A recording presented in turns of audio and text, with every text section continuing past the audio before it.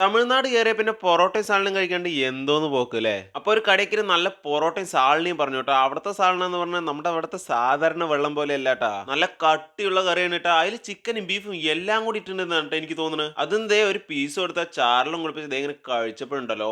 ഓ, അടിപൊളി എന്ന് പറഞ്ഞ ഒടുക്കത്തെ ടേസ്റ്റ്. പിന്നെ ഒരു ഫ്രൈഡ് റൈസും നൂഡിൽസും പറഞ്ഞിട്ടുണ്ടായിരുന്നു കേട്ടോ. അതൊന്ന് ആദ്യം നൂഡിൽസ് എടുത്ത് കഴിച്ചു നോക്കി. അതൊരു രക്ഷയില്ല കേട്ടോ. ഏകദേശം ഈ തമിഴ്നാട് സ്ട്രീറ്റ് ഫുഡുകളൊക്കെ കഴിക്കാൻ നല്ല അടിപൊളിയായിരിക്കും കേട്ടോ പറഞ്ഞു കേട്ടിരിക്കുന്നത്. പിന്നെ ആ ഫ്രൈഡ് റൈസും പിടിച്ചു. അത്യാവശ്യം എരിവും നല്ല ചൂടും ഉണ്ടായിരുന്നു കേട്ടോ. ചിക്കന്റെ ക്വാണ്ടിറ്റി മാത്രം കുറച്ച് കുറവായിരുന്നു, പക്ഷെ റൈസിന്റെ ക്വാണ്ടിറ്റി ഭീകരമായിരുന്നു കേട്ടാ. അങ്ങനെ എരിവൊക്കെ മാറ്റാൻ വേണ്ടിട്ട് നല്ലൊരു ദോശ പറഞ്ഞു കേട്ടാ. ദോശയ്ക്ക് നല്ല അടിപൊളി കട്ടി ചട്നി, നല്ല ചമ്മന്തി എല്ലാം ഉണ്ടായിരുന്നു കേട്ടോ. അതിന്ന് ഒരു പീസ് എടുത്തത് ഇങ്ങനെ കഴിച്ചു കേട്ടാ. അത് അടിപൊളി, ഒരു രക്ഷയില്ല. അങ്ങനെ അതും കഴിച്ച് പ്ലേറ്റ് കാലേക്ക് ഇരിക്കുമ്പോഴാണ് കൂട്ടുകാരൻ്റെ ഒരു ആഗ്രഹം ഗോലി സോഡ കുടിക്കണം. പിന്നെ ഒരു ഗോലി സോഡ വാങ്ങി അത് ദേ ഇങ്ങനെ അമത്തി പൊട്ടിച്ചുട്ടാ.